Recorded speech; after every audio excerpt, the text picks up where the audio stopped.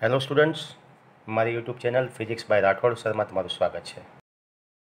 આપણે chapter number 3ની અંદર સ્થાન વિરુદ્ધ સમયના આલેખના કેટલાક ઉપયોગો અને એની કેટલીક લાક્ષણિકતાઓનો અભ્યાસ કર્યો હતો.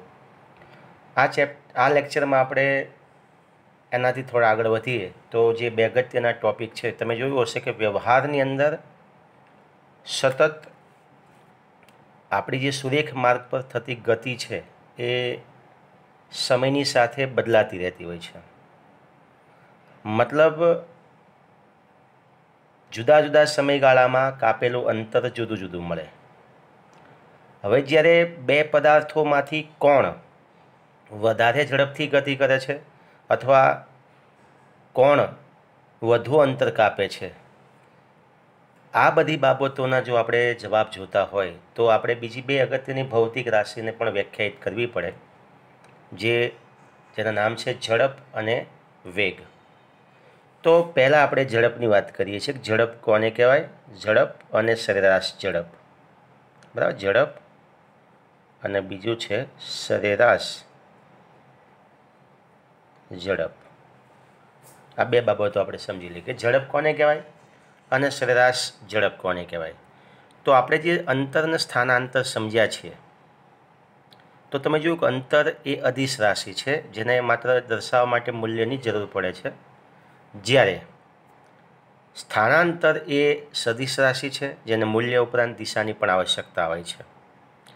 તો હવે અંતર અને એની સાથે જો આપણે સમયને સાંકળીએ છીએ તો આપણને એક અગત્યની ભૌતિક રાશિ મળે છે જે ઝડપ છે.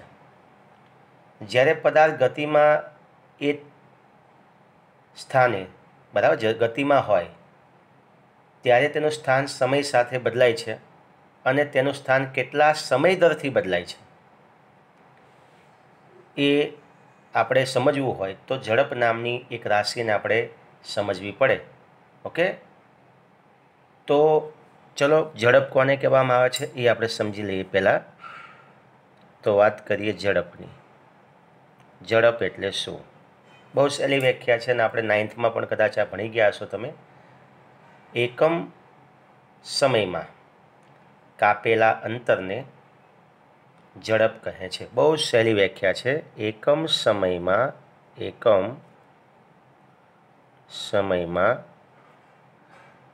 પદાર્થે કાપેલા અંતરને, હું શોર્ટમાં લખું છું, કાપેલા અંતરને ઝડપ કહે છે. એકમ સમયમાં પદાર્થે કાપેલું જે અંતર છે એને શું કહેવાય? ઝડપ કહેવાય. બીજું, ઝડપ એ અહીંયા જો અંતર અને સમય, તો એકમ સમયમાં કાપેલા અંતરને, હવે અંતર કેવી રાશિ છે? તો કે અદિશ રાશિ છે. તો ઝડપ પણ કેવી રાશિ કહેવાય? તો કે ઝડપ પણ કેવી રાશિ છે? અદિશ. ખ્યાલ આવ્યો? અંતર અદિશ રાશિ છે તો ઝડપ પણ કેવી રાશિ છે? અદિશ. ચલો આપણે એને સૂત્રની રીતે જોઈએ. તો ઝડપ એટલે શું? તો એકમ સમયમાં, મતલબ કે સમય, છેદમાં શું આવશે? ઉપર શું આવશે? અંશમાં. એકમ સમયમાં એટલે સમય, નીચે કાપેલા અંતરને એટલે ઉપર આવશે અંતર. એટલે ઝડપ એટલે અંતર છેદમાં સમય. અંતરને જો આપણે ડી સંજ્ઞા વડે દર્શાવીએ તો ડી બાય શું આવશે? ટી. અને જો ઝડપને વી સંજ્ઞા વડે દર્શાવો તો આપણું સૂત્ર થઈ ગયું V is equal to D by T. બરાબર, આ ઝડપ શોધવા માટેનું આપણું સામાન્ય સમીકરણ છે. ઓકે, હવે જોનો એકમની વાત કરીએ આપણે, તો એકમને સમજતા પહેલાં આપણે એક સરેરાશ ઝડપ જે નામની ભૌતિક રાશિ છે એને સાથે સાથે સમજી લઈએ. એટલે આપણે એકમ પછી બંનેને સાથે વ્યાખ્યાયિત કરી નાખીએ. તો સરેરાશ ઝડપ, તો આની કેમ આવશ્યકતા ઊભી થઈ? ઝડપ તો છે જ આપણી પાસે, તો પછી સરેરાશ ઝડપની કેમ જરૂરિયાત પડે છે? તો તમે જોયું હશે કે વ્યવહારિક જીવનની અંદર આપણે જે ગતિ કરીએ છીએ એ નિયમિત હોતી નથી. જુદા જુદા સમયગાળામાં કપાયેલું અંતર પણ જુદું હોય છે, અથવા જો એક સરખા સમયગાળાની વાત કરીએ તો એ એક સરખા સમયગાળામાં કપાયેલું અંતર પણ જુદું જુદું હોઈ શકે છે. તો આવા સંજોગોમાં દરેક સમયગાળામાં મળતી ઝડપ આપણને કેવી મળે? જુદી મળે. જ્યારે આપણે એને વ્યાપક રીતે સમજવાનું થાય તો પછી એવા સંજોગોમાં આપણે સરેરાશ ઝડપ નામની જે રાશિ છે, જે ઝડપ જ કહેવાય છે, એને આપણે શું કરવી પડે? વ્યાખ્યાયિત કરવી પડે. ઓકે, તો સરેરાશ ઝડપ કોને કહેવામાં આવે છે? તો પદાર્થે કાપેલું કુલ અંતર, હું શોર્ટમાં લખું છું, પદાર્થે કાપેલું કુલ અંતર અને તે માટે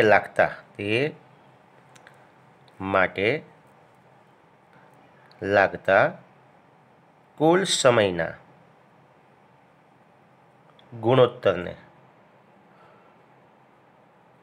ગુણોત્તરને સરેરાશ ઝડપ કહે છે. મતલબ કે કાપેલું કુલ અંતર અને તે માટે લાગતો કુલ સમય. બરાબર? ચલો, તો પછી સરેરાશ ઝડપ શોધવું હોય તો સરેરાશ ઝડપ, જેને VAB વડે પણ દર્શાવાય છે, એવરેજ. બરાબર? તો સરેરાશ ઝડપ બરાબર કાપેલું કુલ અંતર, જેને આપણે શું કહીએ છીએ? પથ લંબાઈ. બરાબર? લંબાઈ છેદમાં શું આવશે? તો કુલ સમયગાળો અથવા કુલ સમય. કુલ અંતર અને કુલ સમયનો ગુણોત્તર. પદાર્થે કાપેલું કુલ અંતર અને કુલ સમયનો ગુણોત્તર એટલે સરેરાશ ઝડપ. તો જો ઝડપ અને સરેરાશ ઝડપના સૂત્રમાં કોઈ તફાવત નથી, બંનેમાં અંતર ભાગ્યા સમય જ આવે છે, પણ એ કુલ અંતર અને કુલ સમય. મતલબ કે મોટા ભાગે આપણે કઈ ભૌતિક રાશિનો ઉપયોગ કરવાનો થશે? સરેરાશ ઝડપનો. ખ્યાલ આવી ગયો? હવે સરેરાશ ઝડપને VAB વડે પણ દર્શાવાય છે અથવા આ રીતે પણ તમે દર્શાવી શકો છો. ઓકે, તો આ સરેરાશ ઝડપને દર્શાવવાની રીતો છે. હવે વાત આપણે કરીએ એના એકમની. તો આ બંને જો તમે સમજો, ઝડપ અને સરેરાશ ઝડપ બંનેમાં કંઈ તફાવત નથી. અહીંયા અંતર ભાગ્યા સમય, અહીંયા કુલ અંતર ભાગ્યા કુલ સમય. ચલો એક ઉદાહરણથી સમજીએ. એક્ઝામ્પલ તરીકે કે ધારો કે કોઈ એક મોટર કાર છે, મોટર કાર એ 10 સેકન્ડમાં 25 મીટર અંતર કાપે છે. શરૂઆતની 10 સેકન્ડમાં. પછીની જે 15 સેકન્ડ છે એ 15 સેકન્ડમાં એ 30 મીટરનું અંતર કાપે છે. તો આની સરેરાશ ઝડપ કેટલી હશે? તો જો બંનેની અલગ અલગ ઝડપ પણ આવી શકે, તમે આની પણ અલગ ઝડપ શોધી શકો. નાની શરૂઆતના 10 સેકન્ડના સમયગાળામાં 25 મીટર અંતર કાપે છે. તો ચલો આનો આપણે ઉપયોગ કરીએ તો આની ઝડપ કેટલી થાય? તો V = સૂત્ર છે આપણું D/T. ચલો D કેટલા છે? 25 અને નીચે આવશે 10. મતલબ કે શરૂઆતની 10 સેકન્ડમાં તમારી ઝડપ 2.5 મીટર પ્રતિ સેકન્ડ છે. પછીના સમયગાળામાં જુઓ તમે, બરાબર, પછીના સમયગાળામાં તમારું કપાયેલું અંતર કેટલું છે? 30 મીટર. સમય કેટલો છે? 15 સેકન્ડ. તો 30/15. તો અહીંયા તમારી ઝડપ કેટલી છે? 2 મીટર પ્રતિ સેકન્ડ. ઓકે, તો આ તમે અલગ અલગ સેપરેટલી શોધી બંને ગાળાની. પણ આપણે શોધવી છે સરેરાશ ઝડપ. તો સરેરાશ ઝડપ VAB = કુલ અંતર ભાગ્યા કુલ સમય. ચલો કુલ અંતર કેટલું છે? તો કે 25 + 30 છેદમાં 10 + 15. 25 અને સરવાળો કરશો એટલે તમને 55 મળશે અને ભાગ્યા નીચે 25. હવે 55 ને 25 વડે ભાગીએ તો આ રીતે 55 ને 25 વડે ભાગો તો 25 × 2 = 50 છેદમાં 5. પોઈન્ટ મૂકીએ તો 25 × 50. તમે જોઈ શકો છો તમને સરેરાશ ઝડપ કેટલી મળી? 2.2 મીટર પ્રતિ સેકન્ડ. VAB બરાબર. તો આ રીતે તમે જો બંને અલગ અલગ સમયગાળામાં મળતી ઝડપ અલગ અલગ છે, પણ અહીંયા કેવી મળે તમને? ઝડપ કેવી મળે છે? તો કે આ બંનેથી જુદી સરેરાશ 2.2 મીટર પ્રતિ સેકન્ડ. ખ્યાલ આવી ગયો તમને આખા દાખલાનો? તો સરેરાશ ઝડપ એ ઝડપ બંને લગભગ સરખું છે. હવે આપણે એના એકમની વાત કરીએ તો મેં તમને એકમ તો અહીંયા જો કે મેં દર્શાવી દીધો છે, તમને ખ્યાલ આવી ગયો હશે કે ઝડપ અને સરેરાશ ઝડપનો એકમ શું છે. તો આના પરથી તમે શોધી શકો છો કે ઉપર ડી અંતરનો એકમ શું છે? મીટર. નીચે ટી સમયનો એકમ શું છે? સેકન્ડ. તો વેગ શું થઈ ગયો? અંતર ભાગ્યા સમય, તો મીટર પ્રતિ સેકન્ડ. આ રીતે એકમ તમને મળશે. હવે વ્યવહારમાં તમે જોયું હશે તો કિમી પ્રતિ કલાક કે કિમી પ્રતિ મિનિટ. હવે આપણે વેગની વાત કરીએ તો વેગ અને ઝડપમાં ફેર શું? તો તમે જોયું કે ઝડપ એટલે એકમ સમયમાં કાપેલું અંતર અદિશ રાશિ, ઝડપ અદિશ રાશિ. વેગ કોના પર આધારિત છે? તો ગતિમાન પદાર્થે એકમ સમયમાં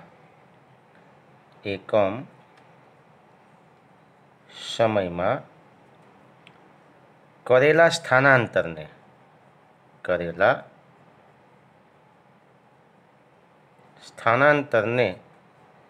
વેગ કહે છે.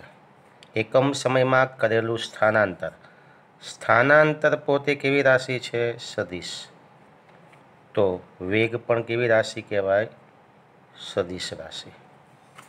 ઓકે, ચલો આના પરથી આપણે સરેરાશ વેગને પણ સમજી લઈએ. સરેરાશ વેગને પણ દર્શાવવાની જે રીતો છે એ રીતમાં આ રીતે પણ લખી શકાય, VAB પણ લખી શકો છો. ઓકે, તો સરેરાશ વેગ કોને કહેવામાં આવે છે?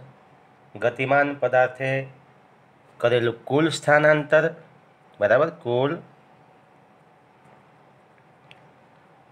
સ્થાનાંતર અને તે માટે લાગતા કુલ સમયના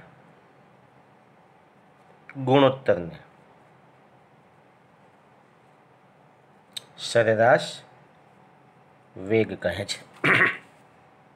હવે સમજી લો કે આપણું T1 સમયે આપણું સ્થાન છે પ્રારંભિક સ્થાન T1 સમયે x1 છે અને T2 સમયે અંતિમ સ્થાન કયું છે? તો કે અંતિમ સ્થાન x2 છે. ઓકે, તો પછી તમને ખ્યાલ છે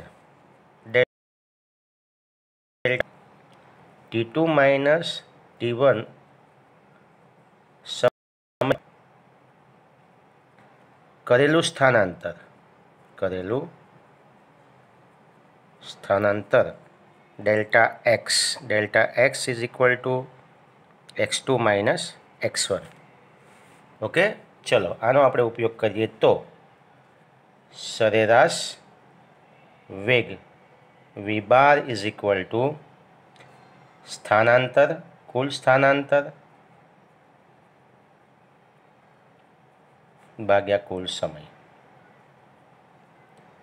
ચલો, કુલ સ્થાનાંતર એટલે અંતિમ સ્થાન x2 માઇનસ x1 છેદમાં સમયગાળો T2 માઇનસ T1. જો આને લખવું હોય તો x2 માઇનસ x1 બરાબર શું છે? Delta x. અને T2 માઇનસ T1 બરાબર કેટલા છે? Delta t. તો delta x by delta t આ સરેરાશ વેગ શોધવા માટેનું સમીકરણ છે. ઓકે, હવે અંતર અને સ્થાનાંતરમાં જે ભેદ હતો અને એક મહત્વનો મુદ્દો હતો કે અંતર હંમેશા ધન હોય છે જ્યારે સ્થાનાંતર ધન, ઋણ કે શૂન્ય હોય છે. એમ એ જ મુદ્દો આપણે જો અહીં એપ્લાય કરીએ તો ઝડપ અંતર પર આધારિત છે, એટલે આપણે લખી શકીએ કે ઝડપ હંમેશા ધન હોય. ઓકે, જ્યારે વેગ ધન, ઋણ કે શૂન્ય હોઈ શકે છે. કારણ કે વેગ કોના પર આધારિત છે? સ્થાનાંતર પર. સ્થાનાંતર ધન, ઋણ કે શૂન્ય હોય તો વેગ પણ ધન, ઋણ કે શૂન્ય હોઈ શકે છે. ઓકે, એકમની વાત કરીએ તો ઝડપના એકમની જેમ જે વેગ છે કે સરેરાશ વેગ એ બંનેના એકમ પણ સેમ જ છે. મીટર સેકન્ડ ઇન્વર્સ 1, અથવા બીજી રીતે લખીએ તો મીટર પ્રતિ સેકન્ડ, અથવા કિમી કલાક ઇન્વર્સ 1. આ બધા એકમો છે। બીજું કે અગત્યની વાત આપણે વેગ સદિશ રાશિ છે। કેવી રાશિ છે? વેગ સદિશ। એટલે સદિશ રાશિ છે એટલે એને દર્શાવવા માટે ખાસ યાદ રાખજો, સુરેખ પથ પરની જે ગતિ છે એ ગતિ પર વેગને દર્શાવવા માટે સંજ્ઞાનો ઉપયોગ કરવો પડે છે પ્લસ, તો ધન એક્સ દિશામાં અથવા ધન દિશામાં વેગ અને ઋણ તો ઋણ દિશામાં વેગ, એટલે એને ધન કે ઋણ એવી સંજ્ઞાઓ વડે દર્શાવવામાં આવે છે। શા માટે? સદિશ રાશિ છે માટે એને ધન કે ઋણ એવી સંજ્ઞાઓ વડે દર્શાવવામાં આવે છે, કારણ કે હજુ આપણે સદિશ સમતલમાં જે ગતિ છે એમાં આપણે સદિશને દર્શાવવાની રીતો આપણે સમજ્યા નથી। જ્યાં સુધી ચેપ્ટર ના સમજીએ ત્યાં સુધી આપણે નિશાનીનો ઉપયોગ કરીને સદિશ રાશિને દર્શાવી શકીએ છીએ। તો આમ તમે જોયું કે વેગ એ ધન, ઋણ કે શૂન્ય હોઈ શકે છે। ઓકે, હવે સરેરાશ જે વેગ છે ને એ ગતિની અંતિમ પરિણામી અસર છે, યાદ રાખજો। સરેરાશ વેગ એ શું છે? તો મેં તો કીધું સ્થાનાંતર એ ગતિની અંતિમ સ્થિતિ છે। અંતિમ સ્થાન માઇનસ પ્રારંભિક સ્થાન, છેલ્લે તમે ક્યાં છો એમ સરેરાશ વેગ પણ શું છે? ગતિની, આ યાદ રાખજો, ગતિની અંતિમ પરિણામી સ્થિતિ છે। ખાસ યાદ રાખજો, સરેરાશ વેગ એ શું છે? પરિણામી સ્થિતિ દર્શાવે છે। ઓકે, હવે જો આ જ બાબતને આપણે કોઈ ઉદાહરણથી સમજવું હોય તો એક ઉદાહરણ તમને પેમ્પલેટમાં આપેલું છે। સ્થાન વિરુદ્ધ સમયના આલેખ પરથી આપણને મૂલ્ય મળે છે, પણ એના કરતાં આપણે એક સરળ ઉદાહરણથી પણ સમજીએ। એ ઉદાહરણ તો તમારી સામે છે જ, પણ એક બીજું સરળ ઉદાહરણ પણ આપણે સમજી લઈએ, જે આપણે સ્થાનાંતર અને પથ લંબાઈને સમજવા માટે ઉપયોગમાં લીધેલું, જે તમારું એક્ઝામ્પલ નંબર 3.1 પણ છે। બંને, એટલે બંને રીતે તમે સમજી શકો। એક્ઝામ્પલનું એક્ઝામ્પલ પણ થઈ જાય અને આપણું તમને સરેરાશ વેગ અને સરેરાશ ઝડપ શું છે એ તમે સમજી શકો છો। તો એક્ઝામ્પલ 3.1 શું કહે છે? 3.1 પહેલું એક્ઝામ્પલ, તો એક કાર સુરેખ માર્ગ પર ગતિ કરે છે, જે આપણે પથ લંબાઈને સ્થાનાંતર માટે ઉપયોગમાં લીધેલું, બરાબર। તો આ કાર 18 સેકન્ડમાં, યાદ રાખજો, પહેલો સમય છે આપણો t1 બરાબર 18 સેકન્ડ, તો 18 સેકન્ડમાં ઓથી ક્યાં જાય છે? પી સુધી। ઓકે, જાય છે, અને પછી ચલો આ જવા દો, 6 સેકન્ડમાં ક્યાં આવે છે? તો કે પીથી ક્યુ સુધી આવે છે। પહેલાં 18 સેકન્ડમાં ઓથી પી સુધી પહોંચે છે, પી સુધી 6 સેકન્ડમાં પીથી ક્યુ સુધી જાય છે, બરાબર। અને તો પછી આ કાર ઓથી પી જાય ત્યારે અને બી ઓથી પી અને પછી ક્યુ પર જાય, તો એ બંને માટે આપણે સરેરાશ વેગ અને સરેરાશ ઝડપ શોધવાની છે। એટલે સમજી લો, પહેલાં આ જે સ્થિતિ છે એના માટે આપણે શું શોધવાનું છે? તો આ સ્થિતિ માટે આપણે સરેરાશ વેગ અને સરેરાશ ઝડપ શોધવાની છે। જ્યારે આ સ્થિતિમાં શું કહે છે? આ પ્રશ્ન નંબર એ છે। પ્રશ્ન નંબર બીમાં શું કહે છે? ઓથી પી અને પીથી ક્યુ સુધી આ જે ગતિ છે એના માટે સરેરાશ વેગ અને સરેરાશ ઝડપ આપણે શોધવી છે। ખ્યાલ આવી ગયો હું જે કહું છું એ તમને? આપણી પાસે ગતિ કઈ છે? 18 સેકન્ડમાં ઓથી પી જાય છે, બરાબર, અને પછી 6 સેકન્ડમાં પીથી ક્યુ જાય છે। તો આપણો પહેલો પ્રશ્ન શું છે કે ભાઈ 18 સેકન્ડમાં ઓથી પી જાય છે, એના માટે આપણે સરેરાશ ઝડપ અને સરેરાશ વેગ શોધવાનો છે। હવે બીજી સ્થિતિમાં બી શું કહે છે? તો કે ઓથી પી સુધીનું અંતર અને પીથી પછી ક્યુ સુધી આપણે ગયા, આ આખા સળંગ, મતલબ કે ઓથી ક્યુ સુધીનું જે ગતિ છે, ઓથી ક્યુ સુધીની એ ગતિ માટે સરેરાશ વેગ અને સરેરાશ ઝડપ આપણે શોધવી છે। ચલો જોઈ લઈએ।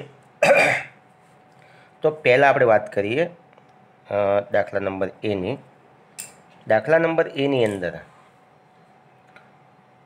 ઓપી ઇઝ ઇક્વલ ટુ કેટલા છે? તો ઓપી ઓથી પી સુધીની ગતિ માટે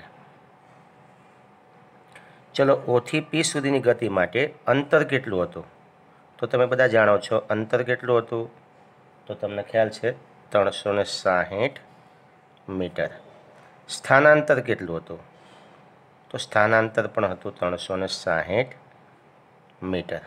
આના માટે લાગે સમય કેટલો? તો કેટલો આપ્યો છે આપણે સમય? 18 સેકન્ડ. ઓકે, આટલો સમય તમને આપ્યો છે. ચલો પહેલાં આપણે સરેરાશ વેગ શોધી લઈએ. તો સરેરાશ વેગ બરાબર સ્થાનાંતર છેદમાં શું આવશે? સમય. ચલો સ્થાનાંતર કેટલું છે? 360. સમયગાળો કેટલો? 18. 18 દુ 36 એટલે 20.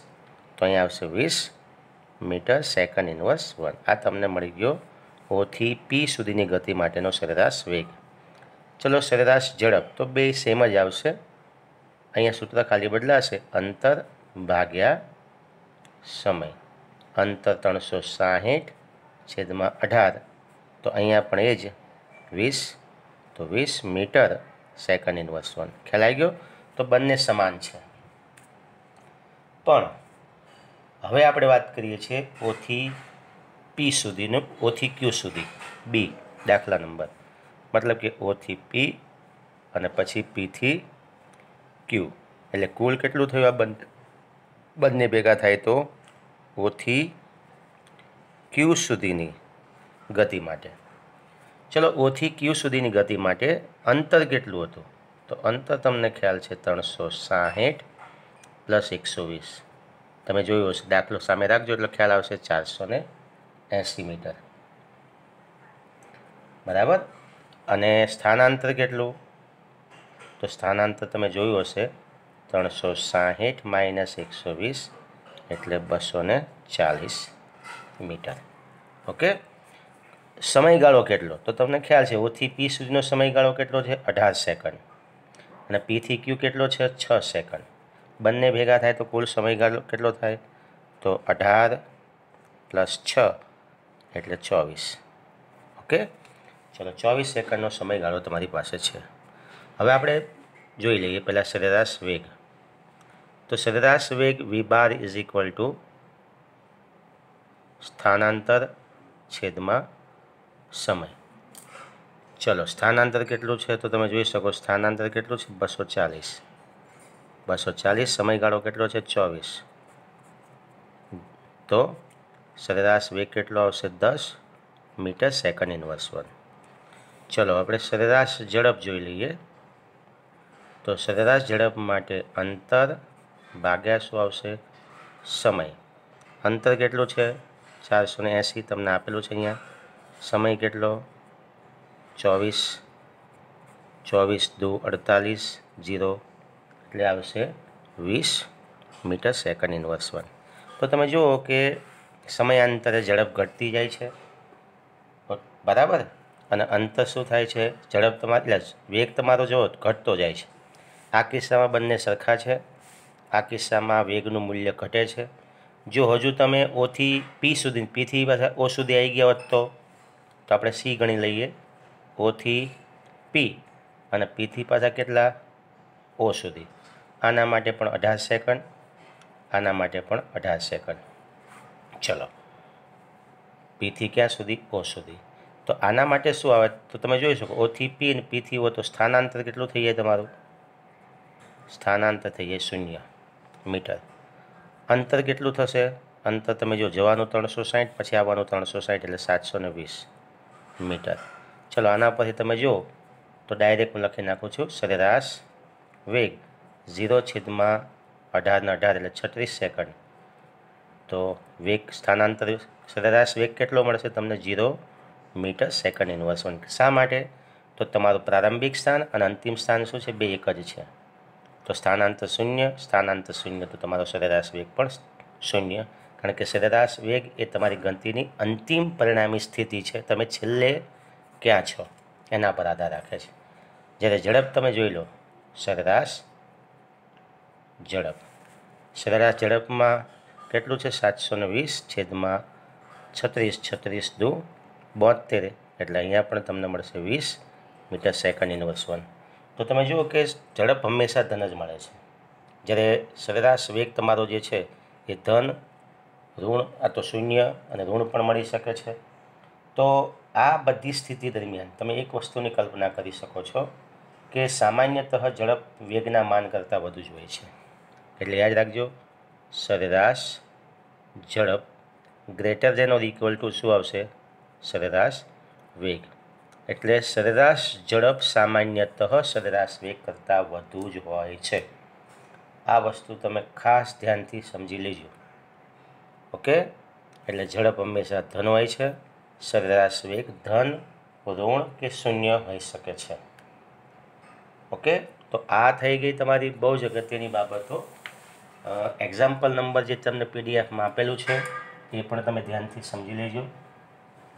હવે સરેરાશ વેગ, ધન, ઋણ અને શૂન્ય દર્શાવતા આલેખો કયા છે? સ્થાનાંતર વિરુદ્ધ સમયના જે આલેખો આપણે ઉપયોગમાં લીધા છે એ આલેખ આપણે છેલ્લો પ્રશ્ન ફટાફટ પતાવી દઈએ એટલે તમને ખ્યાલ આવી જાય કે તમારો જે સરેરાશ વેગ છે એ ધન, ઋણ અને શૂન્ય દર્શાવતા સ્થાન વિરુદ્ધ સમયના આલેખ કયા? પ્રશ્ન નંબર 13. શું પ્રશ્ન છે તમારો? તો પ્રશ્ન છે સરેરાશ વેગ, ધન, ઋણ અને શૂન્ય બરાબર દર્શાવતો સ્થાન વિરુદ્ધ સમયનો આલેખ દોરો. તો હવે તમે જો આકૃતિ એ તમે હું દોરું છું અહીંયા. બહુ સરળ આલેખ છે. કયો આલેખ દોરીએ છીએ આપણે? સ્થાન વિરુદ્ધ સમયનો આલેખ. સ્થાન એક્સ અને અહીંયા ટી. આ બાજુ એક્સ છે અને આ બાજુ સમય તમને આપેલો છે. સ્થાન વિરુદ્ધ સમય. જો આલેખ આ રીતે તમને મળે છે બરાબર, તો આ સરેરાશ વેગ, અહીંયા વેગ તમને કેવો મળશે? ધન મળશે. બરાબર, તો આકૃતિ એમાં દર્શાવો તમે, અને આકૃતિ એ લખીએ આપણે. તો આ જે આકૃતિ છે એ મુજબ જોઈએ તો પદાર્થનું સ્થાન સતત વધતું જાય છે. બરાબર, તો આવી કન્ડિશનમાં સરેરાશ વેગ તમને કેવો મળશે? ધન મળશે. બીજો એક આલેખ છે આકૃતિ બી. તો આકૃતિ બીમાં તમે જુઓ તો આવો આલેખ દોરું છું. નીચે તરફનો ઢાળ, સ્થાન વિરુદ્ધ સમયનો આલેખ. તો આ આલેખ પરથી સ્પષ્ટ થાય, આલેખ નંબર બી ઉપરથી, કે અહીંયા સમય સાથે સ્થાન શું થાય છે? ઘટતું જાય છે. અને સ્થાન ઘટતું જાય મતલબ કે 10માંથી તમે 20 બાદ કરો તો -10 આવશે. તો તમારો સરેરાશ વેગ કેવો મળે? તમને ઋણ મળે. બરાબર, ઓકે. તો આ ઋણ આલેખ માટે છે, સ્થાન વિરુદ્ધ સમયનો આલેખ. અને આલેખ વેગ શૂન્ય ક્યારે હોય? તો વેગ શૂન્ય હોવા માટે પદાર્થ સ્થિર હોય, મતલબ કે તમારો સ્થાન આલેખ સમય અક્ષને શું હોય? સમાંતર હોય. તો અહીંયા તમે જો સ્થાન બદલાતું જ નથી. તમે પ્રારંભિક સ્થાન પર જ્યાં છો ત્યાં જ તમે અંતિમ સ્થાન ઉપર છો. બંને સ્થિતિમાં તમારા સ્થાન સમાન છે. એટલે આ કન્ડિશનમાં સ્થાનાંતર શૂન્ય, તો તમારો સરેરાશ વેગ પણ કેવો થઈ જશે? શૂન્ય. તો આ થઈ ગઈ તમારી આલેખ દ્વારા સરેરાશ વેગ ધન, ઋણ કે શૂન્ય ક્યારે હોય એને દર્શાવવા માટે એક્સ વિરુદ્ધ ટીના આલેખની કેટલીક અગત્યની લાક્ષણિકતાઓ. પ્રશ્ન નંબર 14 તમે જોશો તો એક નાનો પ્રશ્ન તમને આપ્યો, સરેરાશ વેગ પરથી કઈ કઈ માહિતી મળતી નથી? તો એક યાદ રાખજો, સરેરાશ જે વેગ છે એના પરથી પદાર્થે ખરેખર કેટલું અંતર કાપ્યું એ જાણી શકાતું નથી. હા, સરેરાશ ઝડપ પરથી તમે જાણી શકો છો તમે કેટલું અંતર કાપ્યું હશે, જ્યારે સરેરાશ વેગ પરથી તમે ખરેખર કેટલું અંતર કાપ્યું છે એ જાણી શકાતું નથી. બરાબર, ઓકે. બીજું છે સરેરાશ વેગ પરથી ગતિ કરતા પદાર્થનો ગતિપથ જાણી શકાતો નથી. તમે છેલ્લે શરૂઆત, પ્રારંભિક સ્થાન તમે જાણી શકો, તમે ક્યાં જઈને પાછા આવો છો અને છેલ્લે તમે ક્યાં છો. તો સરેરાશ વેગ માટે તમે અંતિમ સ્થાન અને પ્રારંભિક સ્થાન આ જ બે મહત્ત્વના છે. તમે ક્યાં જઈને આવો છો એ ગતિપથનું કોઈ મહત્ત્વ નથી, એટલે સરેરાશ વેગથી ગતિપથ જાણી શકાતો નથી. અને છેલ્લી બાબત, સરેરાશ વેગ પરથી ગતિપથ પરના જુદા જુદા જે બિંદુઓ છે એ બિંદુ અને તે પણ જાણી શકાતું નથી. ક્લિયર? તો અહીંયા લેક્ચર આપણે પૂરો કરીએ છીએ. મળીએ નેક્સ્ટ લેક્ચરમાં. જો મારા વિડીયો તમને પસંદ આવતા હોય તો પ્લીઝ મારી ચેનલ ફિઝિક્સ બાય રાઠોડ સરને શેર, લાઇક અને સબસ્ક્રાઈબ કરવાનું અવશ્ય રાખો. મળીએ. ઓકે, નેક્સ્ટ લેક્ચરમાં આવજો. જય ભારત, જય હિન્દ.